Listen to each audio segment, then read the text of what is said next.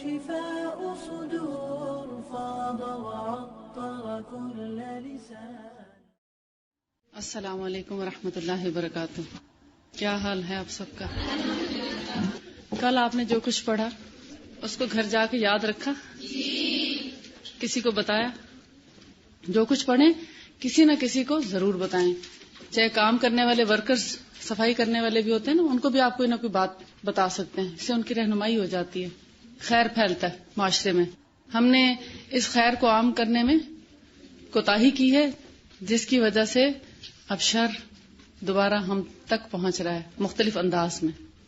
تو آج سے تہیہ کریں کہ آپ جو بھی سنت پڑھیں گے، جو طریقہ علاج پڑھیں گے، جو بھی چیزیں آپ کے علم میں نئی آئیں گی، ان کو آپ دوسروں کے ساتھ شیئر کریں گے اور اس خیر کو جہاں تک ہو سکا پہنچائیں گے. اللہ تعالیٰ آپ کی مدد فرمائے. آئیے آج ہم پڑھتے ہیں فصل نمبر 2، جسم انسانی کا علاج. میں آپ کو جب پڑھاؤں گی تو ضروری نہیں کہ ورڈ ٹو ورڈ پڑھاؤں، لیکن جو اس میں مشکل ورڈز ہوں گے اس کے معنی آپ کو بتاتی جاؤں گی. بعض دفعہ وہ لفظ بولنے کے بعد معنی بتاؤں گی اور بعض دفعہ بغیر بولے اس کی ٹرانسلیشن کر جاؤں گی تاکہ آپ کو سمجھ آ جائے کہ کیا چیز لکھی ہے. کیونکہ اس میں جیسے الفاظ آئیں گے برودت، یبوست، خشونت، رطوبت، اس کے معنی آپ کو الگ سے بتا دوں گی جو بہت مشکل الفاظ ہیں. اب یہاں پر جسم انسانی کے علاج کے بارے میں کہا گیا ہے طب ابدان، یعنی کہ ہمارے جسم کے علاج کا جو طریقہ ہے وہ 2 طریقے ہیں اصل میں. پہلی نوع یعنی پہلی قسم حیوان ناطق ہو یا حیوان غیر ناطق، یعنی انسان ہو یا جاندار، کوئی سا بھی جاندار.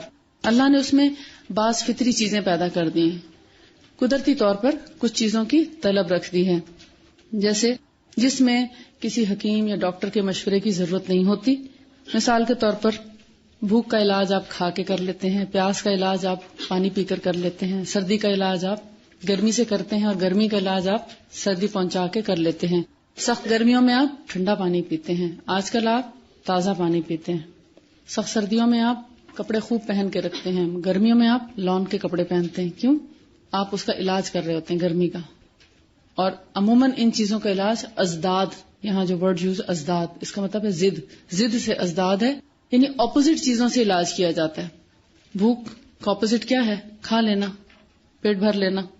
پیاس کا علاج جو ہے وہ پانی پی لینا. نیند کا علاج اس کو پورا کر لینا سو کر. لہٰذا اس میں آپ کسی سے مشورہ نہیں لیتے کہ اب کیا مجھے سونا چاہیے یا مجھے کھانا کھانا چاہیے. آپ کو کوئی مشورہ نہیں دیتا. جب آپ کو بھوک لگتی ہے آپ آٹومیٹیکلی کھانے کی طرف چل پڑتے ہیں. ٹھیک ہے. دوسری نوع یا دوسری قسم وہ ہے جس میں انسانی کے علاج کی، جس میں آپ اپنا خود علاج نہیں کر سکتے. اب سارے ٹوٹکے فیل ہو گئے، اب ساری تدبیریں کام نہیں دیتی. اب آپ کھاتے بھی ہیں، پیتے بھی ہیں، ریسٹ بھی کر رہے ہیں، سب کچھ کرتے ہیں، مگر بیماری ہے کہ جانے کا نام نہیں لیتی. تو ایسے میں آپ کو دوا کی ضرورت ہوتی ہے، علاج کی ضرورت ہوتی ہے. تو ایسے میں آپ کو کسی حکیم یا ڈاکٹر یا اسپیشلسٹ کے پاس جا کر اپنی ڈائگنوسس کرانی چاہیے، اس کا ٹریٹمنٹ کرانا چاہیے. اب کہتے ہیں کہ جسم کے اندر بیماری کیوں کر آتی ہے؟ جب ہمارے جسم کا جو مزاج ہے یا ہمارا جو ٹیمپرامنٹ ہے یا ٹیمپریچر ہے باڈی کا یا جسم کی جو ریکوائرمنٹس ہیں، اس کے اندر جب ہم کچھ تبدیلی کر دیتے ہیں یا یوں بھی کہہ رہے ہیں جسم کے حقوق پورے نہیں کرتے، تو وہ بیماری کی طرف بڑھنے لگتا ہے. اور ہمارا جو جسم کا مزاج ہے اعتدال پر جب قائم نہیں رہتا، مثال کے طور پر سردی، گرمی، پانی، ہوا، یہ 4 مین چیزیں ہیں جس کی جسم کو بڑے اعتدال کے ساتھ ضرورت ہوتی. جسم میں پانی کی کمی ہو، خشکی ہوگی، خشکی سے یہ ڈینڈرف ہو سکتا ہے، کانسٹیپیشن، قبض ہو سکتی ہے، اور بھی بہت سے پپڑیاں ہونٹوں پہ جم جائیں گی، کریکس آنا شروع ہو سکتے ہیں انگلیوں پہ، یا مطلب ڈرائینس کی وجہ سے خارش یا کچھ بھی ہو سکتا ہے. اسی طرح پانی کی زیادتی ہو جائے گی، پانی زیادہ پی لیں گے تو آپ کو ظاہر ہے یورین بار بار آئے گا، اور ہو سکتا ہے کہ سم ٹائم اسٹمک بھی آپ کا لوز ہو جائے، یا دوسرے لفظوں میں پانی کا امبیلنس ہو جائے باڈی کے اندر.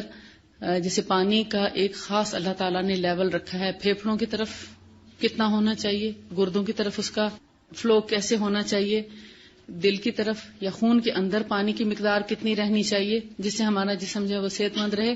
تو جب ہمارے جسم کے اندر پانی کی مقدار کہیں کم کہیں زیادہ یعنی بڑھ جاتی ہے یا کم ہو جاتی ہے تو اس سے بھی ہم بیمار ہو سکتے ہیں. مثال کے طور پر نزلہ زکام ہے, پانی کا فلو ناک کی طرف زیادہ ہو گیا. لیکوریا ہے, ویجائنل ڈسچارج, بہت سے بچیوں کو نہیں پتا ہوتا لیکوریا کس کو کہتے ہیں.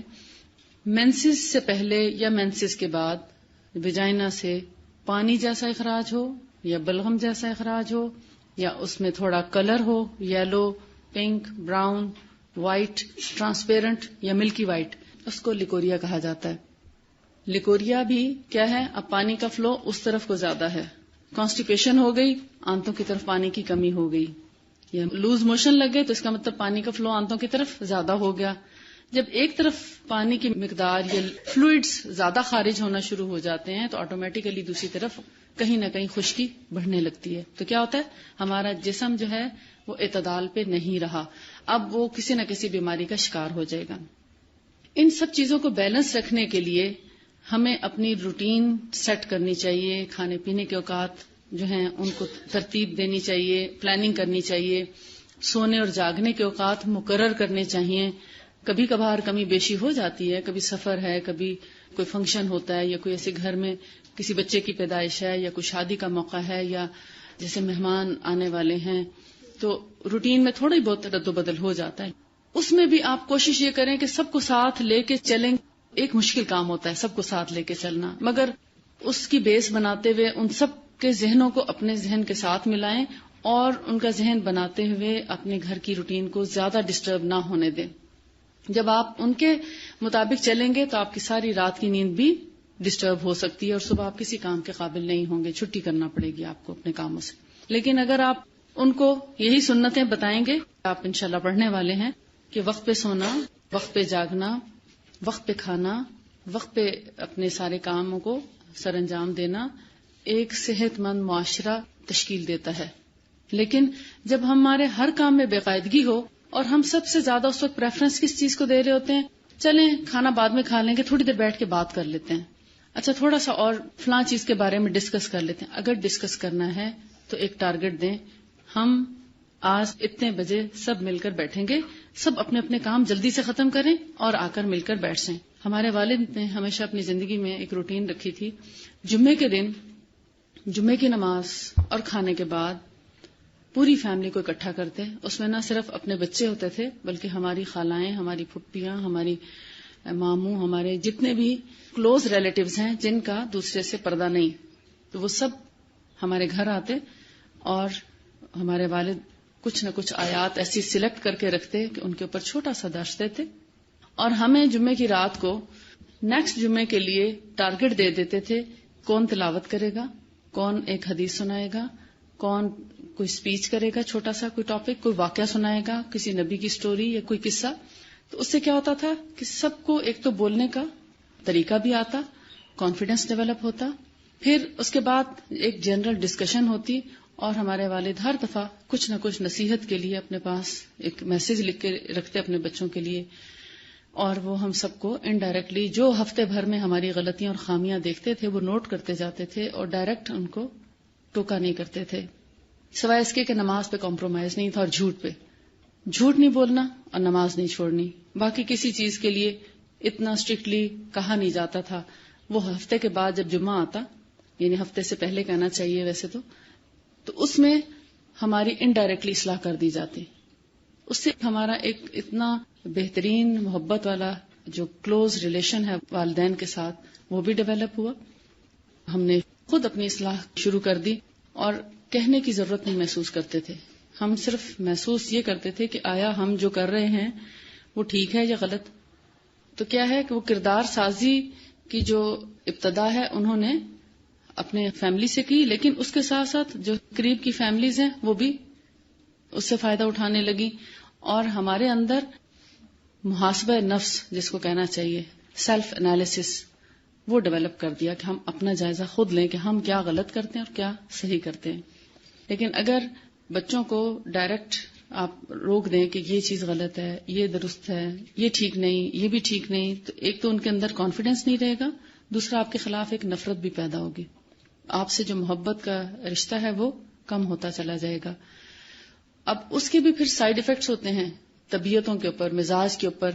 سٹریس بڑھتا ہے بچوں میں، آپس میں گیپ بڑھنے لگتا ہے والدین کے ساتھ، اور جو انڈرسٹینڈنگ ہے وہ ختم ہونے شروع ہو جاتی ہے. اور جب تک بچے جوان ہوتے ہیں اس وقت تک وہ ماں باپ سے خاصے دور ہو چکے ہوتے ہیں ان رویوں کی وجہ سے، جو کہ ماں باپ کو معلوم نہیں ہوتا کہ اپنے اولاد کے ساتھ کس طرح سے ریلیشن شپ رکھتے ہوئے ان کی اصلاح کی جائے. کیونکہ بچے تو ناسمجھ ہوتے ہیں، ان کو سمجھانے والے ماں یا باپ ہوتے ہیں جو بھی ان کی تربیت کرے. تو یہ ساری چیزیں ہمارا ایک مزاج بھی بناتی ہیں. تو بہتر کیا ہے کہ ہم جہاں سردی، گرمی، رطوبت، یبوست ان کا خیال کریں گے تو وہاں پر ایک خوشگوار ماحول کو بھی تشکیل دینے کی کوشش کریں گے. جو لوگ ہاسٹل میں رہتے ہیں ان کا گھر ٹیمپریری طور پر ہاسٹل ہی ہے. ہاسٹل میں جتنے رہنے والے لوگ ہیں وہ ان کے ساتھ بہترین تعلقات رکھ سکتے ہیں، اور ہفتے میں ایک دن آپ مقرر کر سکتے ہیں کہ ہم اس طرح سے بیٹھ کے بات کریں گے، یا کھانا کھاتے وقت بھی کوئی نہ کوئی اچھی بات ایک دوسرے کے ساتھ شیئر کر سکتے ہیں. تو لہٰذا ٹائمنگز جب تک آپ نہیں بنائیں گے، پلاننگ کریں گے. پہلے آپ نے پڑھا ہوگا ایک دن کی پلاننگ ہو سکتی ہے، پھر ہفتہ وار پلاننگ ہوتی ہے، پھر ماہوار پلاننگ ہوتی ہے، پھر سیزنل پلاننگ ہوتی ہے کہ موسم کے مطابق، پھر سالانہ پلاننگ ہوتی ہے، پھر ایک زندگی کی پلاننگ ہوتی ہے. جب تک آپ اس کو فالو نہیں کریں گے صحت برقرار بھی نہیں رکھ سکیں گے. باقاعدگی جسے کہتے ہیں نا، تسلسل، باقاعدگی اور استقامت، یعنی اگر آپ اس کو اپنے قرآن اور حدیث سے ریلیٹ کر کے الفاظ نکالیں گے تو استقامت ہے. لیکن اگر آپ دنیا دارانہ روٹین میں بات کریں گے تو آپ اس کو تسلسل اور باقاعدگی کا نام دیں گے کہ ایک کام کو باقاعدگی کے ساتھ کرنا، تسلسل کے ساتھ کرنا، اس ربط کو ٹوٹنے نہ دینا جو آپ نے اپنے لیے ترتیب دی ہے. جو پلاننگ آپ نے کی ہے اس پر چلنا بھی ایک مشکل کام ہے، لیکن وہ 1 مہینے کی مشکل ہوتی ہے، 1 مہینے کے بعد آپ رواں ہو جاتے ہیں. لہذا جس طرح ہمارے جسم کو ایک نظم اور ترتیب کی اور تسلسل کی، استقامت کی ضرورت ہے، ہمارے ذہن کو بھی اسی طرح ضرورت ہے، اور پھر ہمارے معاشرے کو بھی، ہمارے ماحول کو بھی اس تسلسل اور ربط کی ضرورت ہے. ہمارے ہاں ابھی جو 10-20 سالوں کے اندر تبدیلی آئی ہے وہ ہمارا جو لائف سٹائل چینج ہوا ہے، رات کو دیر سے سونا اور صبح دیر سے اٹھنا، اور اس کی وجہ سے کھانے پینے کے اوقات بھی مختلف ہو گئے. ناشتہ 10, 11 اور 12 بجے ہو رہا ہوتا ہے، اور دوپہر کا کھانا پھر شام کے نزدیک ہو رہا ہوتا ہے، اور رات کا کھانا 12 بجے تک کھا رہے ہوتے ہیں.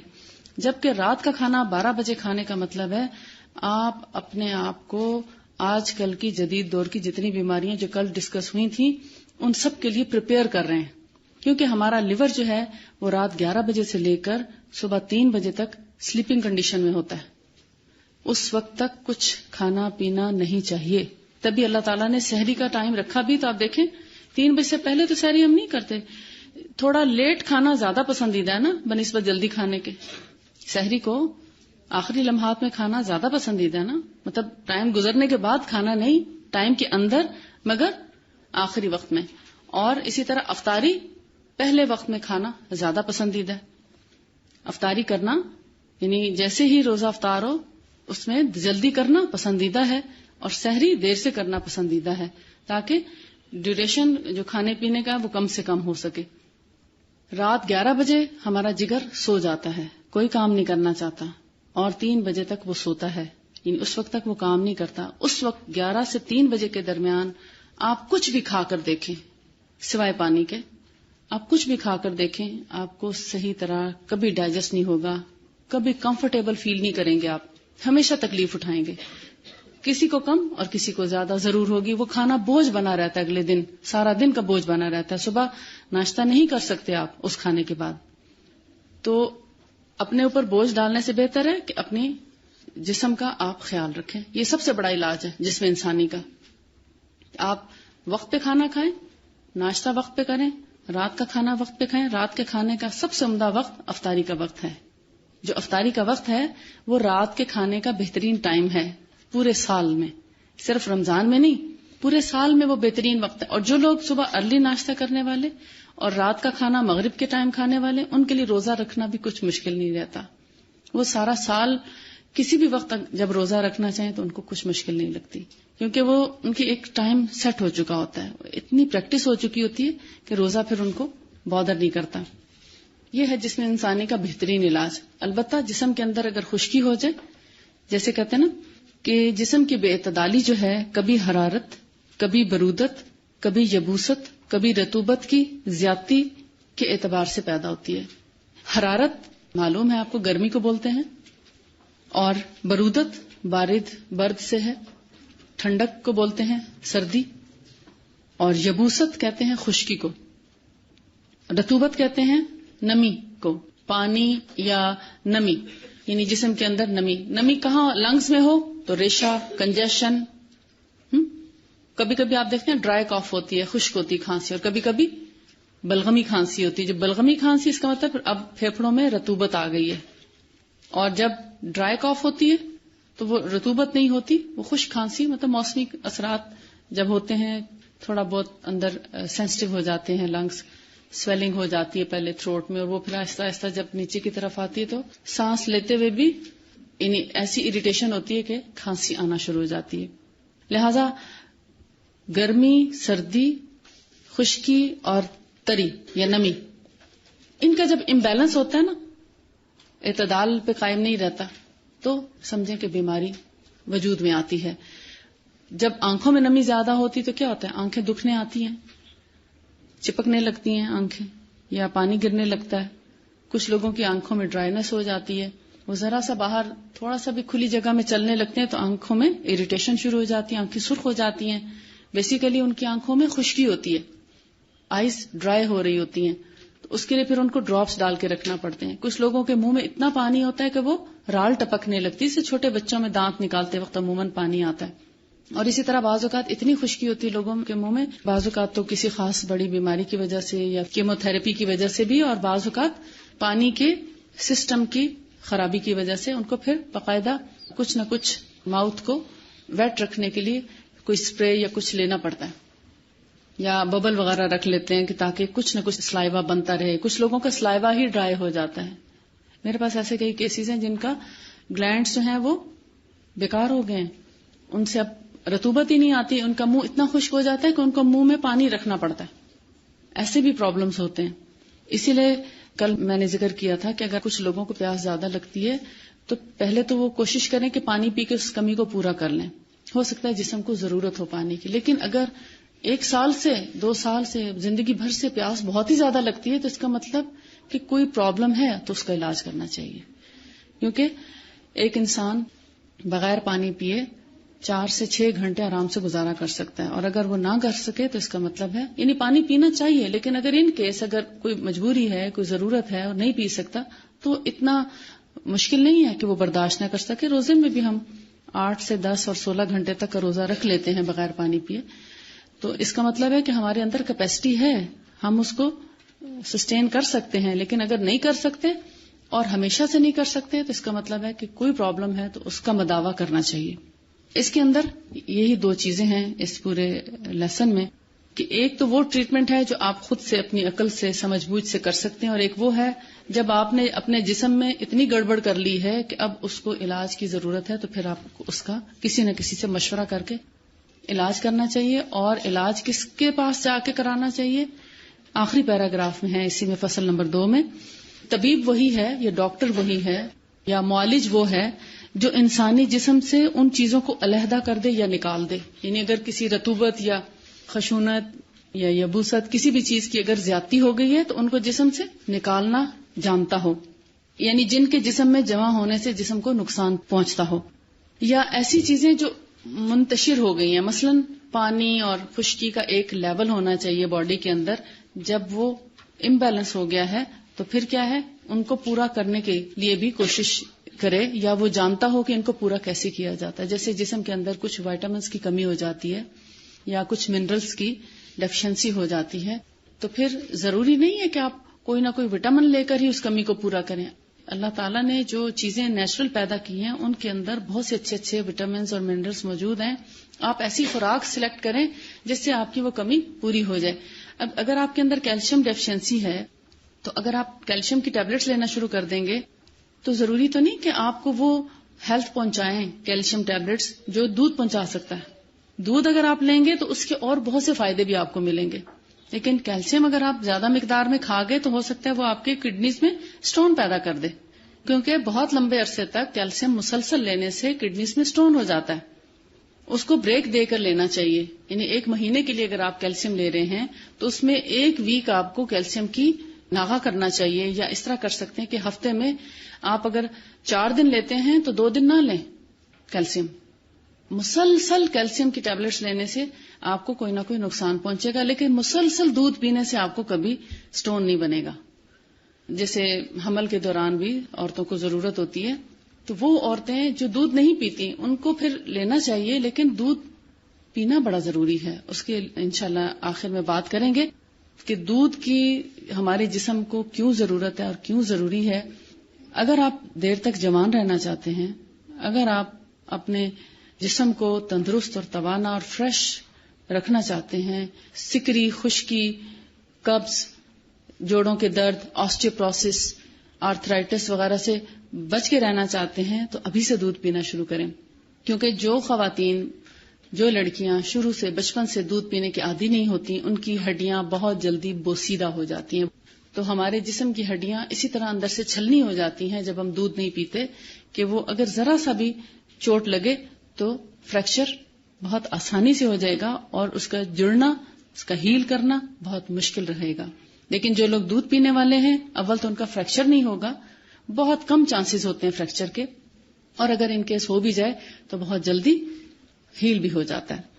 اب آپ ایسے معالج کے پاس جائیں گے جو جسم انسانی کے اندر چینجز پیدا ہوئی ہیں، جو گڑبڑ ہوئی ہے، جو امبیلنس ہوئی ہیں چیزیں، ان کو بیلنس کرنا جانتا ہو اور جسم کو کم سے کم نقصان پہنچنے والا علاج کرے، یا مکمل ایسا علاج کرنا جانتا ہو جس سے جسم کو نقصان نہ پہنچے بلکہ فائدہ ہو. عموماً ذرا گلا خراب ہوتا ہے تو اینٹی بایوٹک لینا شروع کر دیتے ہیں. اس کا کیا سائیڈ ایفیکٹس نہیں ہوتے؟ گلا تو شاید ٹھیک ہو جائے مگر آپ پورے کے پورے ہو سکتا ہے بیمار ہو جائیں. اتنے لو فیل کرتے ہیں اینٹی بایوٹک کے بعد کہ 1-2 دن آپ بستر سے اٹھنا آپ کو مشکل لگتا ہے. اگر اٹھیں تو چکر آتے ہیں، بھوک کم ہو جاتی ہے، ویکنس بڑھ جاتی ہے. تو وہ کیسا علاج ہے؟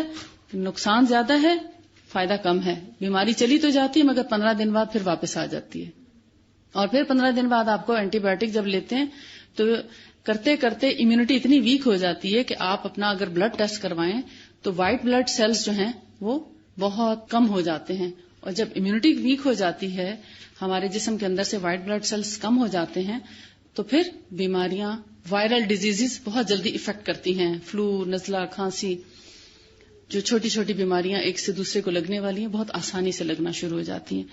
تو لہٰذا ایسا علاج کریں جس سے آپ کے جسم کو فائدہ پہنچے، نقصان نہ ہو. اور اگر ان کیس جیسے سرجری کی ضرورت پڑ جاتی ہے، کہیں آپریشن کی ضرورت پڑتی ہے، تو اس میں کیا ہے، جان کو امان مل جاتی ہے لیکن تھوڑا سا جسم کو نقصان ضرور پہنچتا ہے، خون بھی ضائع ہوتا ہے. مثال کے طور پر اگر ایک عورت کا بچہ نہیں پیدا ہو سکتا نارمل، اس کی ہڈی چھوٹی ہے یا بعض اوقات پلیسنٹا چھوٹا ہوتا ہے، تو اس کی وجہ سے اگر سیزیرین کرنا پڑتا ہے تو کیا ہے، بلڈ لاس ہوگا، تھوڑا سا ظاہر ہے کہ کٹ لگے گا مگر دونوں کی جان بچ جائے گی. ادروائز ہو سکتا ہے دونوں کی جان جو ہے وہ ضائع ہو جائے. تو ایسے میں کم نقصان پہنچا مگر فائدہ بڑا ہو گیا سرجری سے. جہاں سرجری کی ضرورت پڑتی ہے تو وہاں سرجری کرانی چاہیے، اور جہاں پر سرجری کی ضرورت نہیں ہے، سرجری کے بغیر گزارا ہو سکتا ہے، تو پھر ایسا علاج کرنا چاہیے جس سے جسم کو نقصان نہ ہو بلکہ فائدہ ہو، بیماری بھی دور ہو جائے اور نقصان بھی نہ پہنچے. فصل نمبر 3، طریقہ علاج. طریقہ علاج سے مراد ہے کہ کیا ہم دوا کریں یا صرف دعا کریں یا صرف غذا سے ہی کام لیں. تو نبی صلی اللہ علیہ وآلہ وسلم کی سنت یہ تھی کہ آپ خود علاج کرتے اور دوسروں کو علاج کی ہدایت فرماتے. علاج کیا ہوتا ہے؟ دوا سے علاج، ٹریٹمنٹ. چنانچہ آپ اپنے سے متعلق لوگوں، خاندان اور صحابہ کرام کو علاج کرنے کی ہدایت فرماتے.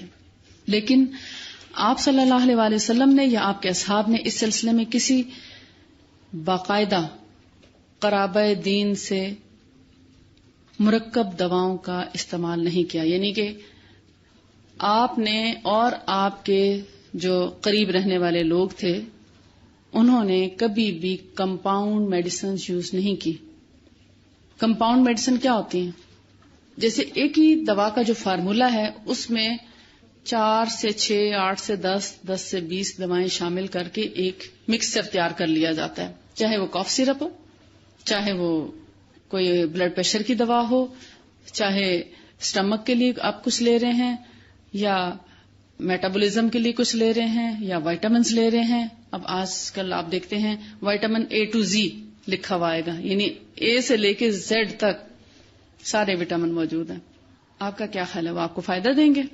ہو سکتا ہے آپ کو صرف آئرن ڈیفیشنسی ہو یا کیلشیم ڈیفیشنسی ہو, وہ تو آپ اپنی خوراک سے بھی پورا کر سکتے تھے. زنک کی کمی ہے تو آپ اس کو ہو سکتا ہے انجیر کے ساتھ پورا کر پائیں, یا کچھ ایسی چیزیں ہیں جو آپ کو غذا سے اگر نہیں بھی ملتی یا ایک غذا سے نہیں ملتی تو اس کے 2 یا 3 کا آپ میکسیمم 2 سے 3 چیزیں مکس کر سکتے ہیں. اور وہ بھی ہم آگے سنت میں پڑھیں گے نبی صلی اللہ علیہ وسلم کی, کہ آپ بہت اچھے کمبینیشنز بنایا کرتے تھے, جیسے کھجور کے ساتھ تربوز کھایا کرتے یا کھیرے کے ساتھ کھجور کھایا کرتے. تو اس سے ہمیں یہ پتا چلتا ہے کہ ایک گرم چیز تو دوسری ٹھنڈی چیز کو ایسا کمبینیشن بناتے کہ ایک کی گرمی سے دوسرے کی سردی اور دوسرے کی سردی سے پہلے کی گرمی جو ہے وہ بیلنس ہو جاتی. ایسا کرنا تو اچھا ہے, مگر اتنی زیادہ چیزیں جیسے فروٹ چاٹ ہمارے یہاں بنائی جاتی ہے تو A to Z جتنے فروٹ ہوتے ہیں سیزن میں یا آؤٹ آف سیزن بھی, وہ سب ایک جگہ مکس کر دیتے ہیں. وائٹامنز لینے جائیں تو A to Z وائٹامنز ہیں, جسم کو ضرورت ہے یا نہیں ہے آپ لے آتے ہیں کہ اس میں سب کے ساتھ موجود ہیں, میں اطمینان سے کھاؤں گی, اب کسی قسم کی وائٹامن ڈیفیشنسی نہیں ہوگی. تو ایسا کرنا سنت کے خلاف ہے, کیونکہ نبی صلی اللہ علیہ وسلم نے اور آپ کے صحابہ نے کبھی کمپاؤنڈ میڈیسن یوز نہیں کی. صحیح طریقہ کیا ہے؟ سنگل ریمیڈی ٹریٹمنٹ کرائیں. جو پرابلم آپ کو ہے آپ اس کے مطابق علاج کریں. جب آپ کپڑے لینے کے لیے جاتے ہیں, ریڈی میڈ اپنا سوٹ لینے جاتے ہیں, تو کیا آپ کہہ سکتے ہیں کہ آپ کو ایک جنرل کپڑا مل جائے کہ یہ ہر شخص جو ہے اس کو پہن سکتا ہے, تو آپ وہ پہنیں گے, پہننا پسند کریں گے؟ یعنی جیسے میڈیم, اسمال اور لارج, ضروری تو نہیں وہ ہر شخص کو وہ میڈیم پورا آئے جو آپ کا میڈیم. بے شک میڈیم سائز ہے, ہو سکتا ہے آپ کے پٹھے جو ہیں وہ بہت سلم ہیں یا بہت ہیوی ہیں, یا بعض دفعہ ویسٹ کا سائز یا ٹمی کا سائز بالکل ڈفرینٹ ہوتا ہے, تو وہ پہن کے آپ کو آڈ لگے تو آپ کا دل چاہے گا کہ میں اپنے کپڑے اسپیشلی سلواؤں اپنے سائز کے مطابق, تو میں زیادہ بہتر لگوں گی. لیکن ریڈی میڈ جتنی چیزیں ہوں گی ان کو آپ اوائڈ کرنے کی کوشش کریں گے, کیونکہ جب بھی آپ لیتے ہیں تو آپ کو سائز میں کچھ نہ کچھ آلٹریشن کرانا پڑتی ہے. تو آپ کہتے ہیں کہ میں اپنا ڈریس خود اپنے مطابق یا اپنی پسند کا سلواؤں تو زیادہ اچھا ہے. ان پہ آپ کو زیادہ اطمینان ہوتا ہے نا جو آپ خود سلواتے ہیں. لیکن کبھی ایمرجنسی میں آپ کو لینا پڑتا ہے تو آپ بادل نخواستہ لے بھی لیتے ہیں, اگرچہ اب ٹرینڈز چینج ہو رہے ہیں.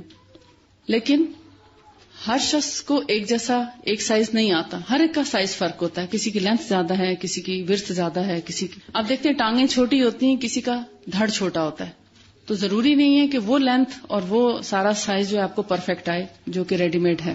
اسی طرح ریڈی میڈ میڈیسنز ہیں تو وہ ایک تو سنت کے خلاف ہے, دوسرا آپ کو کچھ نہ کچھ نقصان بھی ضرور پہنچاتی ہیں. جن وٹامنس کی ضرورت نہیں ہوتی جسم کو, اس کا سب سے بڑا نقصان یہ ہے کہ جب آپ ان کو لینا شروع کر دیتے ہیں تو وہ جسم کے اعضاء جو آپ کے ہاضمے میں مدد دیتے ہیں, ہضم کرنے میں ان کا عمل دخل ہے, معدہ, جگر, آپ کا سارا ڈائجسٹو سسٹم, ان کو اس طرح کام کرنے کی عادت نہیں رہتی جب آپ وٹامن لینا شروع کر دیتے ہیں. غذا کو وہ اس طرح ڈائجسٹ نہیں کرتے, کہتے ہیں اچھا چلو ہمارے جسم میں موجود تو ہے, کیا کرنا ہے. لیور کہتا ہے اب ہے ہمارے پاس بس ٹھیک ہے, وہ ویسٹ کرنا شروع کر دیتا ہے. جب آپ غذا لیتے ہیں تو کہتا ہے اس کو تو ہضم کرنا زیادہ مشکل ہے, بنی بنائی وٹامن مل گئی, وہ بھی ریلیکس ہو جاتا ہے. اور آپ کو اس کا پتہ اس وقت چلتا ہے جب آپ 2-4 مہینے وٹامن کھانے کے بعد چھوڑتے ہیں وہ ٹیبلٹس, تو پھر آپ کو اندازہ ہوتا ہے کہ اب آپ کو کتنی ویکنیس ہو رہی ہے, اور آہستہ آہستہ آپ ڈپینڈنٹ ہونے لگتے ہیں کیونکہ جسم آپ کا ناکارہ ہونا شروع ہو جاتا ہے. اسی طرح جیسے گھر کا کام جب تک آپ خود کرتے رہتے ہیں تو آپ ایکٹیو رہتے ہیں, آپ کر لیتے ہیں نوکروں کی غیر موجودگی میں, لیکن جب نوکر گھر میں آ جاتے ہیں تو آپ آہستہ آہستہ ریلیکس ہونا شروع ہو جاتے ہیں, جب اس وقت پتہ چلتا ہے جب وہ چھٹی کر کے جاتے ہیں. ایسا ہی ہے نا. تو یہ بھی ایسا ہی ہے جیسے آپ نے نوکر رکھ لی ہے اپنے جسم کے لیے کہ وہ جسم کو سہولت پہنچاتا رہے, وائٹامن ڈیفیشنسی نہ ہونے دے. کبھی ایسا ہوتا ہے کہ وائٹامن مل نہیں رہی ہوتی, مارکیٹ سے اویلیبل نہیں ہوتی, تو آپ کو جب کچھ دن گزرتے ہیں 1-2 ہفتے تو اندازہ ہوتا ہے کہ آپ تو بہت کمزور ہو چکے ہیں, آپ سے وہ کام نہیں ہو پا رہا جو آپ روٹین میں کر لیا کرتے تھے. وائٹامن جب آپ نے شروع نہیں کی تھی تب تک تو کیا ہے جسم ہمارا پھر ریلیکس کر جاتا ہے. تو اس لیے سنت طریقہ علاج یہ ہے کہ آپ سنگل ریمیڈی ٹریٹمنٹ کریں, اس ڈاکٹر سے علاج کرائیں جو واحد دوا سے علاج کرنا جانتا ہو, ایک بیماری کو ایک دوا کے ساتھ دور کرنا جانتا ہو. اور اگر ضرورت پڑے مثلا ایک وقت میں 3 سے 4 بیماریاں ہیں تو دوا کو ڈفرینٹ ٹائمنگز کے ساتھ آپ کو دے, ایک وقت میں 2 دوائیں یا ایٹ اے ٹائم دوائیں مکس کر کے نہ دے. دوا بھی سنگل ہو اور لی بھی مختلف اوقات میں جانی چاہیے. اگر آپ کو 2 سے 4 تکالیف ہیں, مثلا پیٹ میں درد بھی ہے, آرتھرائٹس کے آپ ویسے مریض ہیں اللہ نہ کرے, اور کھانسی بھی ہو گئی ہے, ریسنٹلی فلو ہو گیا, تو اب آپ کیا کریں گے؟ ایک ہی دوا کھائیں گے؟ تو آپ کو ظاہر ہے 2 سے 3 دواؤں کی تو ضرورت ہے, مگر ان کو فرق اوقات میں لے سکتے ہیں آپ. ایسے ہی جیسے آپ صبح دوپہر کا کھانا الگ الگ کھاتے ہیں. اچھا, یہ تو اب آپ کو کلیئر ہو گیا کہ ایک وقت میں ایک دوا کا استعمال سنت ہے اور کمپاؤنڈ میڈیسن سنت کے اگینسٹ ہے, ناپسندیدہ ہے مرکب دواؤں کا استعمال. اور جب تک آپ دوا کے بغیر علاج کر سکتے ہیں, یعنی ہر وہ چیز مثال کے طور پر کھانے پینے سونے جاگنے جو آپ کا لائف سٹائل بنتا ہے اس کو اگر آپ ترتیب کے ساتھ پلاننگ کے ساتھ سیٹ رکھ سکتے ہیں اپنے جسم کو, اس وقت تک دوا کی طرف نہیں جانا چاہیے. لیکن جہاں دوا کے بغیر گزارا نہیں تو وہاں پر علاج کرانا چاہیے. یہی سنت طریقہ ہے. اور حقیقت یہ ہے کہ وہ قومیں اور وہ برادریاں جو اپنی غذا میں سنگل چیزیں کھاتے ہیں, سنگل ڈش کا استعمال کرتے ہیں, مثال کے طور پر اگر سالن بنا ہے تو ایک ہی سالن ہے, کدو بنا ہے تو صرف کدو ہی بنا ہے اور ساتھ روٹی ہے, تو کیا ہے؟ سنگل غذا ہے نا, یعنی واحد سنگل ڈش ہے. لیکن جو لوگ سالن کے ساتھ چاول کے ساتھ میٹھا اور یہ 3 سے 4 چیزیں تو ہر روز ہی ایک کھانے میں ہو جاتی ہیں اگر, تو پھر وہ ایک بیماری کا شکار نہیں ہوتے, وہ ایٹ اے ٹائم کئی بیماریوں کا شکار ہوں گے. ایک کھانا کھانے والے لوگوں کو ایک ہی دوا سے آرام آ جائے گا, لیکن ایک وقت میں کئی قسم کی چیزیں کھانے والوں کو ایک ہی وقت میں کئی قسم کی بیماریاں لگیں گی. آگے رائٹرز آپ دیکھیں 31 پیج پہ وہ کہتے ہیں کہ وہ قومیں اور وہ برادریاں جو اپنی غذا میں مفردات کا استعمال کرتی ہیں, مفردات مین واحد چیز کھاتے ہیں, ایک چیز کھاتے ہیں, تو ان کا علاج بھی مفردات سے بہترین انداز میں ہو جاتا ہے.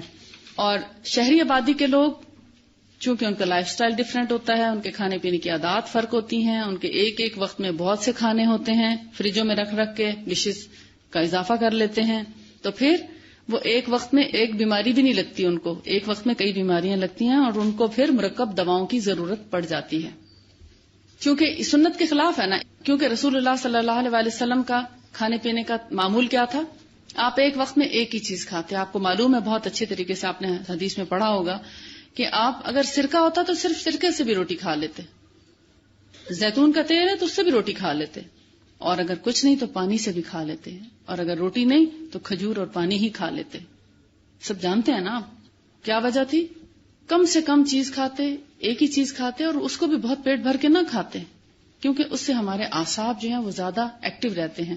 جتنا زیادہ پیٹ بھر کے کھانا کھائیں گے ہمارے اعصاب سست پڑ جائیں گے, ان کے اوپر ایک بوجھ پڑتا ہے, اتنا سارا کھانا ڈائجسٹ کرنا ہے, ان کو محنت اور توجہ کہیں اور لگ جاتی ہے, معدے کی طرف, باہر کی طرف توجہ کم ہو جاتی ہے. تو جو کم کھاتے ہیں معدہ آسانی سے چونکہ کھانا ہضم کر لیتا ہے, لہذا وہ باقی سارے کام بہت احسن طریقے سے اپنی ذمہ داریوں کو پورا کر لیتے ہیں. اب آپ اصول اپنے لیے بنا لیں اس لیسن میں سے. طریقہ علاج کیسا ہونا چاہیے؟ سنگل ریمیڈی ٹریٹمنٹ ہونا چاہیے. رسول اللہ اور آپ کے صحابہ چونکہ سنگل ریمیڈی ٹریٹمنٹ کرتے تھے, تو میں بھی آئندہ سے ایسا ہی طریقہ علاج اپنانے کی کوشش کروں گی, یا اس ڈاکٹر کے پاس اپنا علاج کرواؤں گی, خدا نخواستہ اگر آپ کو کوئی تکلیف ہے تو, کہ جو سنگل ریمیڈی ٹریٹمنٹ کرنا جانتا ہو اور اس سے مریضوں کو شفا پہنچا سکتا ہو اللہ کے حکم سے. اور کھانے میں بھی ایک ڈش کی طرف آئیں, ایک وقت میں زیادہ کھانے نہ کھائیں. کبھی کبھار دعوت یا شادی بیاہ یا کچھ ایسا موقع ہوتا ہے تو اس میں اگر آپ تھوڑا سا چکھ لیتے ہیں 2 سے 3 چیزیں تو کبھی کبھار میں کوئی حرج نہیں, خوشی منانا انسان کا حق ہے. جیسے عید کا موقع آتا ہے تو آپ کئی چیزیں بنا لیتے ہیں, تو اگر اس میں کبھی کبھار کھا لیتے ہیں تو اتنا فرق نہیں پڑتا, لیکن روٹین لائف میں اس طرح مکس اپ نہ کریں زیادہ چیزیں. ہر بیماری کا علاج ہے. فصل نمبر 4. امام مسلم نے صحیح مسلم میں ابو زبیر رضی اللہ تعالی عنہ کی حدیث سے, جو جابر بن عبداللہ کی سند سے مروی ہے, روایت کیا ہے کہ نبی کریم صلی اللہ علیہ وآلہ وسلم نے فرمایا کہ ہر بیماری کا علاج موجود ہے. جب دوا کا استعمال بیماری کے مطابق کیا جاتا ہے تو اللہ کے حکم سے شفا ہو جاتی ہے. اور صحیحین میں عطا نے ابو ہریرہ رضی اللہ تعالیٰ عنہ سے روایت بیان کی ہے کہ نبی صلی اللہ علیہ وآلہ وسلم نے فرمایا کہ اللہ تعالیٰ نے دنیا میں جب کوئی بیماری پیدا فرمائی تو اس کی شفا اور دوا بھی ساتھ ہی نازل فرمائی. یعنی کوئی بیماری ایسی نہیں جس کے اللہ نے دوا نازل نہ کی ہو یا شفا نازل نہ کی ہو. اب یہ حدیث ہمیں کتنی زبردست مایوسی سے نکالتی ہے. کتنی بڑی بڑی بیماریوں کے بارے میں آپ کا ذہن کام کر رہا ہوگا اس وقت کہ کیا کینسر کا بھی علاج ہے, کیا ایڈز کا بھی علاج ہے, کیا ہیپیٹائٹس کا بھی پراپر علاج ہے. اس حدیث کے بعد آپ کو یقین آ جانا چاہیے کہ دوا ضرور موجود ہے, یہ اور بات ہے ہمیں نہ پتا ہو, اور شفا بھی ہے, مگر ہم ہو سکتا ہے غلط جگہ پہ پہنچ گئے ہوں, ہمارا ٹریٹمنٹ صحیح نہ ہو رہا ہو, تو پھر کچھ اور آلٹرنیٹس آپ ڈھونڈیں کہ جہاں سے اللہ آپ کو یا آپ کے جو ریلیٹڈ لوگ ہیں جو تکلیف میں مبتلا ہیں ان کو شفا عطا فرمائے. اسامہ فرماتے ہیں کہ میں نبی کریم صلی اللہ علیہ وآلہ وسلم کی خدمت میں موجود تھا کہ کچھ دیہات کے باشندے حاضر ہوئے اور عرض کیا کہ اللہ کے رسول کیا ہم دوا کریں, یعنی علاج کریں؟ تو آپ نے فرمایا ہاں اے اللہ کے بندو ضرور دوا کرو, اس لیے کہ اللہ تعالیٰ نے جو بیماری دنیا میں پیدا کی اس کی شفا اور دوا بھی پیدا فرما دی ہے, صرف ایک بیماری کی کوئی دوا پیدا نہیں فرمائی. تو لوگوں نے عرض کیا یا رسول اللہ وہ کون سی بیماری ہے؟ آپ نے فرمایا بڑھاپا جو لا علاج ہے. بڑھاپے کا تو کوئی علاج نہیں ہو سکتا, باڈی آہستہ آہستہ ایکسپائر ہو رہی ہوتی ہے نا, انسان خاتمے کی طرف جا رہا ہوتا ہے, تو اس کو یہ ہے کہ مینٹین رکھنے کے لیے تو کچھ چیزیں ہیں آپ یوز کر سکتے ہیں. درد میں تھوڑی کمی ہو جائے, تھکاوٹ میں تھوڑا افاقہ ہو جائے, لیکن بڑھاپے میں ایسے ہی ہے جیسے کبھی آپ کو بخار چڑھتا ہے, کبھی کبھار ہو جاتا ہے بخار یا کوئی تکلیف آ جاتی ہے, تو اس وقت سوچیں کہ بڑھاپا اسی طرح ہی ہوگا. یعنی تسلسل کے ساتھ انسان کا جسم اسی طرح تھکاوٹ, تکلیف اور کمزوری محسوس کرتا ہے جیسے آپ بخار میں محسوس کرتے ہیں. تو اس لیے بوڑھے لوگوں کی خدمت بھی کیا کریں, ان کی دعائیں لیا کریں تاکہ آخرت میں بھی اللہ تعالیٰ بہترین نظر دے اور دنیا میں آپ کا بڑھاپا آسان گزرے. مسند احمد میں ابن مسعود سے مرفوعاً یہ حدیث بیان کی گئی ہے ان اللہ عز وجل لم ينزل داء الا انزل له شفاء علمہ من علمہ وجہلہ من جہلہ, کہ اللہ تعالیٰ نے کوئی بیماری دنیا میں ایسی نہیں بھیجی جس کے لیے شفا نازل نہ کی ہو, جنہوں نے جاننا چاہا انہیں بتایا اور جنہوں نے پرواہ نہ کی انہیں ناواقف رکھا. یعنی جو جاننا چاہتا ہے وہ شفا تک اور دوا تک پہنچ جاتا ہے, اور جو نہیں جاننا چاہتا وہ محروم ہو جاتا ہے. اور اسی طرح دوسری حدیث ہے مسند اور سنن دونوں میں ابو خزامہ سے مروی ہے کہ میں نے رسول اللہ صلی اللہ علیہ وآلہ وسلم سے عرض کیا کہ آپ کے سامنے ہے کہ ہم جھاڑ پھونک کرتے ہیں اور دواؤں کا استعمال کرتے ہیں اور پرہیز کرتے ہیں جن سے نفع ہوتا ہے یعنی فائدہ ہوتا ہے, تو کیا تقدیر الہی کی اس سے مخالفت تو نہیں ہوتی؟ آپ نے فرمایا یہ بھی تو تقدیر الہی ہے کہ یہ ساری چیزیں اپنا اثر رکھتی ہیں, یعنی اللہ ہی نے تو اجازت دی ہے, اسی نے تو حکم دی ہے, اسی نے تو دوا پیدا فرمائی ہے, اسی نے تو شفا نازل کی ہے, اور اگر اس کا حکم نہ ہوتا تو دوا اور شفا دونوں کام نہ کرتے. لہذا اس لیسن سے آپ کیا اصول اخذ کریں گے کہ علاج کرانا سنت ہے. نبی صلی اللہ علیہ وآلہ وسلم نے خود اپنا علاج بھی کرایا اور دوسروں کا علاج کیا بھی اور دوسروں کو علاج کرانے کی تلقین بھی کی. لہذا کسی بھی تکلیف میں جہاں اپنی روٹین لائف سیٹ کرنے کے باوجود, اپنا سارا لائف سٹائل درست کرنے کے باوجود, اپنے کھانے پینے سونے جاگنے معمولات کے تبدیلی کے ساتھ اپنی غذاؤں میں خاص چیزوں کے اضافے کے باوجود آپ ٹھیک نہیں ہو پا رہے, تو پھر دوا کرنے میں کوئی حرج نہیں ہے, دوا کی جا سکتی ہے. اب ہے فصل نمبر 5, معدے کے علاج میں رسول اللہ صلی اللہ علیہ وآلہ وسلم کا طریقہ. آپ سمجھ رہے ہوں گے اب تو کوئی نہ کوئی دوائی ضرور بتائی جائے گی. دیکھتے ہیں کیا دوا ہے, اس سے بڑی دوا کوئی نہیں معدے کے لیے. مسند اور دوسری کتابوں میں رسول اللہ صلی اللہ علیہ وآلہ وسلم نے فرمایا کسی خالی برتن کو بھرنا اتنا برا نہیں جتنا کہ آدمی کا خالی پیٹ کو بھرنا. انسان کے لیے چند لقمے کافی ہیں جو اس کی توانائی کو باقی رکھیں. اگر پیٹ بھرنے کا ہی خیال ہے اور اس سے فرار نہ ہو تو 1/3 کھانا، 1/3 پانی اور 1/3 حفاظت نفس کے لیے رکھے. ہمارا معدہ جو ہے وہ ہمارے ہاتھ جتنا ہے. ابھی اسی سال میں جب امریکہ میں تھی سمرز میں، تو وہاں سے پروگرام ہوا ٹیکسس میں، تو ڈاکٹرز بھی کچھ آ کے سنتے تھے وہاں پر پروگرامز. تو ایک لیڈی ڈاکٹر اٹھی اینڈ میں تو کہنے لگی کہ میں بھی کچھ بتانا چاہتی ہوں. تو انہوں نے بتایا کہ 1985 میں امریکہ میں ریسرچ ہوئی معدے کے اوپر، اور انہوں نے دیکھا کہ جیسے ہمارا ایک ہاتھ ہے، ہمارے ہاتھ جتنا ہمارا معدہ ہوتا ہے، اور اسی طرح جیسے ہمارا انگوٹھا ہے نا، تو ڈیوڈینم اسی طرح نکلتی ہے اس میں سے. اب ہاتھ جتنا اگر ایک شخص کا معدہ ہے تو اس میں کتنی روٹیاں سما سکتی ہیں؟ پہلی بات تو یہ کتنا کھانا آنا چاہیے. یہ اور بات ہے کہ اللہ تعالیٰ نے ہمارے اندر کے جتنے اعضاء ہیں، جیسے معدہ ہے، یوٹرس ہے، تو ان کے اندر ڈائلیشن کی کیپیسٹی رکھی ہے، مگر جو ایکچوئل معدہ ہے وہ ہمارا اتنا ہی ہوتا ہے. ٹھیک. اب اس میں اگر آپ رسول اللہ کی اس حدیث کو دیکھیں کہ آدمی کے لیے چند لقمے ہی کافی ہیں جو اس کی صحت اور تندرستی اور توانائی یعنی کہ پاور کو سیف کریں، چند لقمے کافی ہیں. لیکن اگر پیٹ بھرنے کا خیال ہو تو تب فرمایا 1 حصہ پانی، 1 حصہ کھانا اور 1 حصہ خالی. حفاظت نفس کا مطلب ہے اس کو ایمپٹی رکھیں. تو کہتے ہیں کہ جو ریسرچ ہوئی وہ یہ کہ ہمارے معدے کے اتنے پورشن میں یعنی 2/3 میں ایسے اسپاٹس ہیں جن سے انزائمز نکلتے ہیں، ایسے جوسز پروڈیوس ہوتے ہیں جو ڈائجسٹ ہونے میں ہیلپ کرتے ہیں. یعنی جتنے ہمارے جو معدے کے اندر کے اسٹمک کے اندر جو جوسز کھانے میں شامل ہوتے ہیں وہ اتنے ایریا میں ہیں، 2/3 پارٹ میں. ٹھیک. جو اوپر کا ایریا ہے یہ بلینک ہے اور یہ بلیک نظر آتا ہے، الٹرا ساؤنڈ کرنے میں کالا نظر آتا ہے. اور یہاں پر اتنے ایریا میں کہتے ہیں کہ اتنا کھانا کھانا چاہیے، کیونکہ اسی پارٹ میں انزائمز جو ہیں وہ ساتھ شامل ہوتے ہیں غذا کے. اور اگر یہ ایمپٹی نہ رکھیں اور اس کو بھی فل کر دیں کھاتے ہوئے تو پھر کیا ہوتا ہے، چونکہ اس جگہ پہ کھانے کو ڈائجسٹ کرنے کے لیے جوسز پروڈیوس نہیں ہوتے، کھانا ڈائجسٹ نہیں ہوتا، تو ہمارا معدہ اپسٹ ہو جاتا ہے. کبھی گیسٹرک پرابلم ہو سکتا ہے، کبھی ڈائریا بھی ہو سکتا ہے، کبھی بدہضمی کی وجہ سے الٹیاں موشن لگ سکتے ہیں، اور مستقل ایسا کرتے رہنے سے سویلنگ ہو جاتی ہے، بعض اوقات ورم ہو جاتا ہے معدے پہ، کرونک امراض شروع ہو جاتے ہیں. تو بہتر یہ ہے کہ اس سنت کو اپنائیں، اور یہ آج سے آپ انشاءاللہ اپنے پاس نوٹ بھی کریں گے، خود بھی اپنائیں گے، اور کھانا کھاتے وقت باقی ساری ہاسٹل کی برادری کو بھی بتائیں گے. اس طرح کیا ہوگا، کھانے میں برکت بھی ہوگی، بچت بھی ہوگی، اور وہ جو ایک سے ایک بڑھ کر آگے ہرس ہوتی ہے نا کہ بس جلدی سے مجھے مل جائے، کہیں کم نہ پڑ جائے، شاید ختم نہ ہو جائے. آپ دیکھیں جب آپ دوسروں کو دینے والے بن جائیں گے نا، اس کھانے میں اللہ بہت برکت دے گا، کیونکہ کسی کو دینے سے مال کم نہیں ہوتا نا. خدا کی قسم صدقہ کرنے سے مال کم نہیں ہوتا.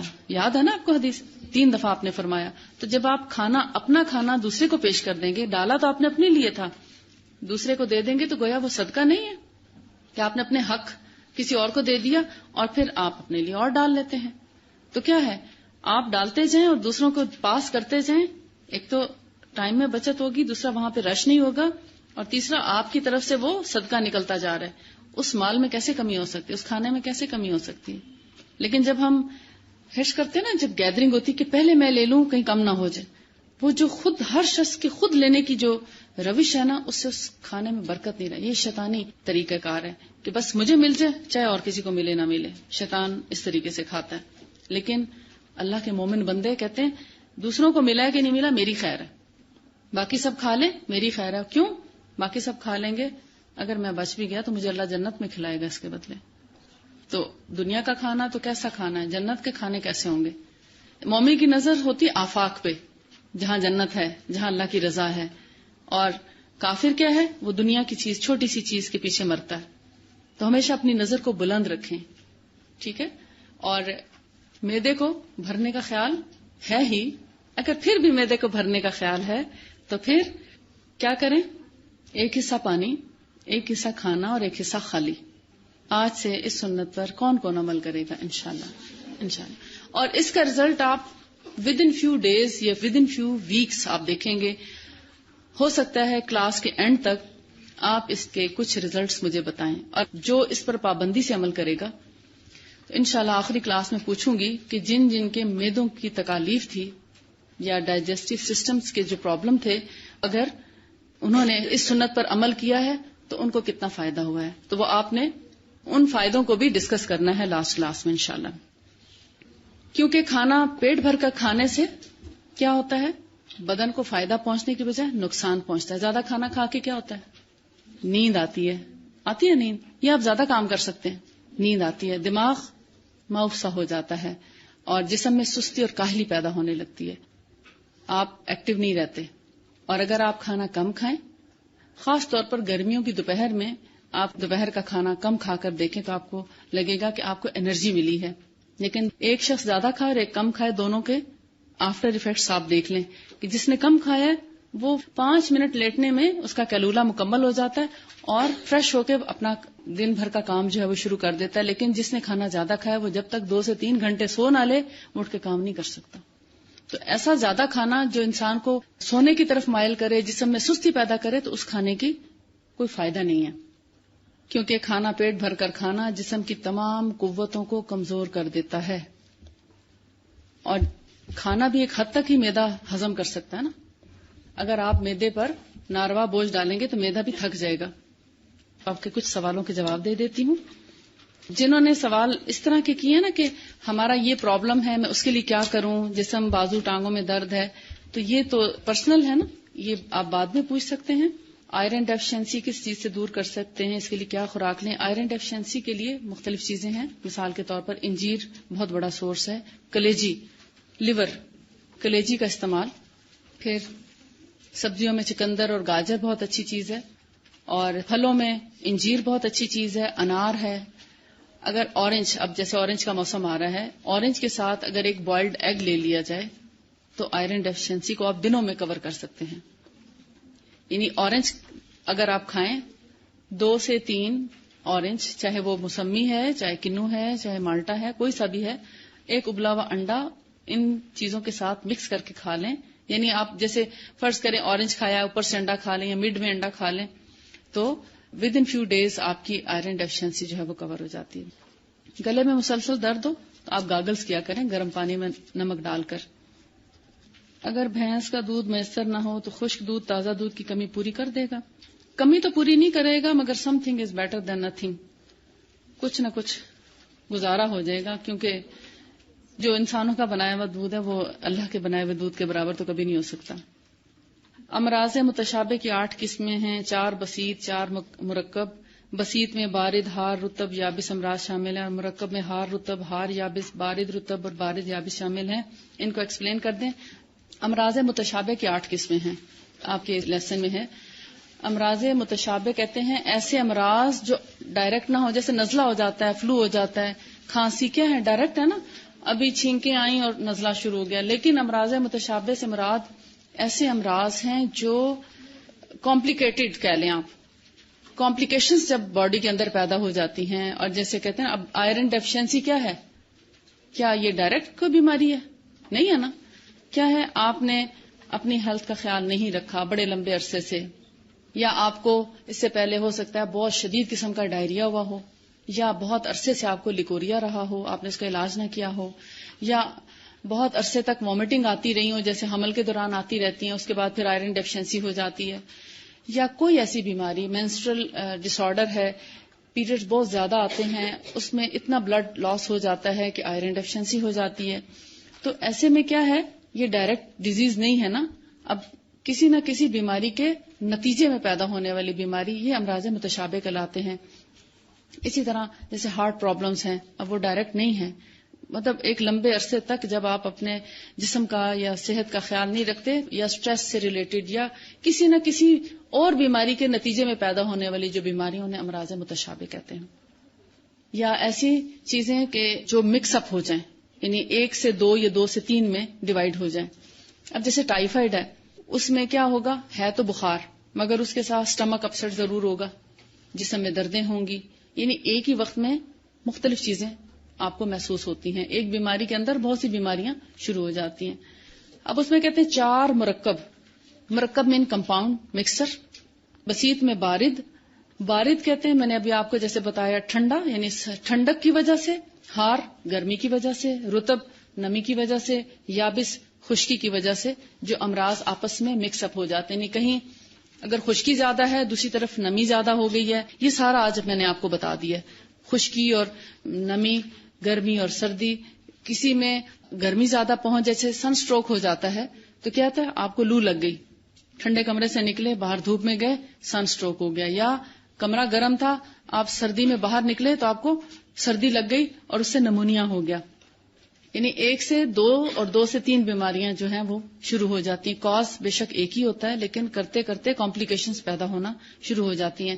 سردی اور گرمی مکس اپ ہو جاتی ہیں. بعض دفعہ اب دیکھیں جب پسلیوں میں درد ہوتا ہے تو کیوں ہوتا ہے کہ جسم آپ کا گرم ہوتا ہے، پسینہ بھی بعض اوقات آیا ہوتا ہے، لیکن اگر آپ ٹھنڈے پانی سے شاور لے لیتے ہیں یا سردی میں نکل جاتے ہیں تو کیا ہوتا ہے مسام ایک دم سے بند ہو جاتے ہیں، وہ سٹیم اندر رک جاتی ہے نا، جیسے ایئر لاک نہیں ہو جاتا پائپس میں، تو اسی طرح وہ ہوا پسلیوں میں ٹھہر جاتی ہے تو پسلیوں میں درد شروع ہو جاتا ہے. اب جب تک پسلیوں کو اتنا گرم نہیں کریں گے یا اتنا باڈی کو ایکسرسائز نہیں کرائیں گے کہ سٹیم نکلے یا کوئی ایسی دوا ہو جو آپ کے جسم کو پسینہ لا دے تو پھر وہ آپ کی پسلیوں کا درد جو ہے وہ ختم ہوگا. گرمی اور سردی کا آپس میں مکس ہو جانا یا خشکی اور نمی کا آپس میں مکس اپ ہو جانا، اس سے پھر بیماریاں وجود میں آتی ہیں. حار رطب کا مطلب ہے گرمی اور نمی. جیسے موسم گرما میں جولائی اگست کے مہینے میں آپ دیکھتے ہیں حبس کا موسم ہوتا ہے نا، اس میں کیا ہوتا ہے گرمی بھی ہوتی ہے حبس بھی ہوتا ہے. وہ حبس جو ہے بارشوں کی وجہ سے پیدا ہوتا ہے، نمی کی وجہ سے. تو اس موسم کی خاص بیماری اور ان کا علاج بھی الگ ہے. اسی طرح حار یابس یعنی گرمی اور خشکی. آج کل کے موسم میں کیا ہے ہیٹر لگاتے ہیں تو گلا پکڑا جاتا ہے، اگر نہ لگائیں تو سردی لگتی ہے. بارش چونکہ نہیں ہو رہی، موسم اوورال خشک ہے، اکثر آج 1-2 لوگ کھانس رہے ہیں، کل ہو سکتا ہے 8-10 کھانس رہے ہوں. اگر بارش ہوگی تو یہ ٹھیک ہو جائیں گے، اگر بارش نہ ہوئی خشکی رہی تو 1 ہفتے کے اینڈ تک ہو سکتا ہے ساری کلاس کھانس رہی ہو. تو کیا ہے یعنی گرمی اور خشکی جب مل جاتی ہے تو پھر اس قسم کے امراض جو ہیں وہ ڈیولپ ہوتے ہیں. اور اسی طرح بارد رطب سردی بھی ہے اور نمی بھی ہے. اب جب سردی کے اندر بارش ہو جائے گی اور اس سے جو پھر یعنی ایک دم سے جو کولڈ پیدا ہوگا، بعض لوگوں کو ایسے موسم میں ایزما ہوتا ہے، بعض کو کچھ اور جوائنٹس میں پین ہونا شروع ہو جاتا ہے، تو وہ اس کے اپنے امراض ہیں. گرمی اور تری یعنی گرمی اور تری وہ جولائی اگست کا مہینہ ہے. حار یابس گرمی اور خشکی وہ مئی اور جون کا مہینے کی پرابلمز ہیں. اور یہ تو ہے نا موسم. بعض اوقات جسم کے اندر مزاج ایسا پایا جاتا ہے کہ وہ گرم اور خشک ہوتا ہے، جیسے ہاتھ پاؤں کی جلن ہوتی ہے، جسم میں گرمی محسوس ہو رہی ہوتی ہے، اور پیروں میں مہندی لگا لیں یا پاؤں ٹھنڈے پانی میں رکھ لیں یا سارا دن 6 دفعہ نہا لیں تو گرمی نہیں جاتی، اور پانی مسلسل پیتے رہنے سے پیاس نہیں بجھتی. تو کیا ہے گرم اور خشک مزاج ہے.